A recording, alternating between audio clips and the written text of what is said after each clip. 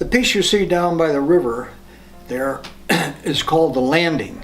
That was one of the narrowest spots where the Rock River came, and so that's where they could land or move across, build a bridge, and so I just called this place. And it's also a place that there is a bridge there, but on the one side of the bridge where there used to be stores, but they tore the stores down and they didn't fill in where their basements were. So actually where the basements were is a landscape place now that goes down to the river. And so, and I when I designed the piece and there's actually two sculptures down there, but I just called it the landing because that's where the people that were coming to Beloit would naturally land, or they would unload their products that was coming up or down the river. And so this piece, unfortunately, because it is down near the river, many people go down there to fish. It's all just sort of boulders now. After they took the buildings down, of course, you know how it is. The street was still up there. It happened to be right where there was a corner, and but they never built anything there, anything. So you kind of went down, and then the city kind of put in a walk that went down and came down the other thing. So I picked this spot, but this spot is down at the river, the riverside. From the top, if you're walking or driving on the bridge, you're 8 feet above it. So that means anything I built down there was going to be out of sight. Basically, if it was anything lower than 8 feet, you wouldn't be able. You could walk down around it, but it's not the kind of place to go to one side of Beloit to the other businesses. You're either going to park on one side or the other, and you're not going to walk across that bridge. I didn't think, and if you were walking across it, if you were on the other, you'd never see it. So I decided I'm going to have to build something tall. I think it was a family that owned the Nice family and its descendants who owned the Beloit Iron Works, and so the nieces paid this, and they're all different parts of the family. Growing up as I did for 50 years in Beloit, were friends of mine. That's what's nice about a smaller town, but I built this so that it would go up above the street level, and it's 60 feet tall. Well, 60 feet tall, if you put it down on its side, which we did. I've got a wonderful photograph of us taking, luckily the fabricator, see, I can't handle in my shop anything that heavy and that big and lay it out. And so I worked with the fabricating shop. It was in South Beloit, right across the state line. It wasn't more than 5 blocks away. So we loaded it up, brought it up, and then had a crane or two, I can't remember, to put it down on its foundation. And so there were two spires that go up, one 60 feet, and it goes up, but it blends and masks itself with another that goes only 50 feet.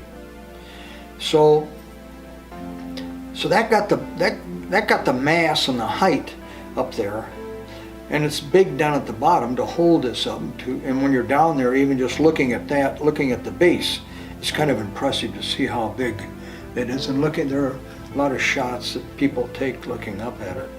So what I did was to take out of 1/4-inch plate steel, and about 7 feet tall maybe. I don't think that's 8 feet, and I just took an outline of a person. Some of them have a hat on, another guy's got a briefcase, and a woman is working there. And I did about 11 of these, and what I did, I put them through the roller, because you can't just, even at a 1/4 inch, it's going to go like this, even if you weld them together. Well, I didn't want to have them flat. Well, so naturally what I did, I rolled this on an 8-foot roller, And I just put enough of a roll center so it's cupped. That gives it strength this way. And then I weld them together in a sort of a shallow semicircle. And so the idea was that originally and I built a model for it, pretty good scale, and it has these workers standing right in front of this nice spire. But it just didn't look good.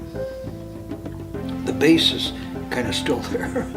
What I did, luckily it's a rather compact little park, and it goes down and around and you go up steps.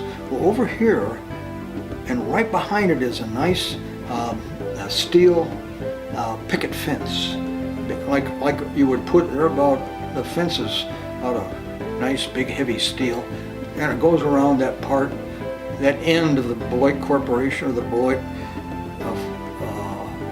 Iron Works. And it's kind of, it's got foliage behind it. So we put another foundation down there. I mean, we just put a foundation, the same one that was down there, and just put these people, the workers, and it has its own plaque there. And it's kind of nice because it separates the workers as a group of people that you want to separate from the rest of it. But that's part of the confluence of Beloit. Now you can have things that are supposed to be flame-like, but when they get so big, and that's what I like about the piece that is called the landing, it's almost too big to be thought of as a flame. It's just a monolithic, and you don't think of monolithic flame, although it is flame-shaped. And many people say it looks like a flame. Well, it does, but it's still it's still monumental. And it's more monumental. It's one of these things, if you look at it as a distance, it isn't quite as impressive as when you're right down there and you're looking at it. Then you see that, hey, this is a big piece of sculpture. And there's something to be said about sculpture, or anything.